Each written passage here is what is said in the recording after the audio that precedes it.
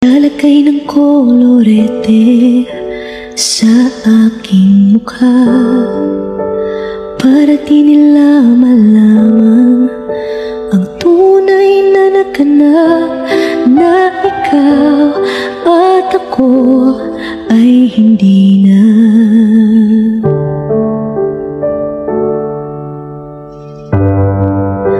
Ineensayo pang mga ngiti para di halata. Damdamin ko'y pinipigil sa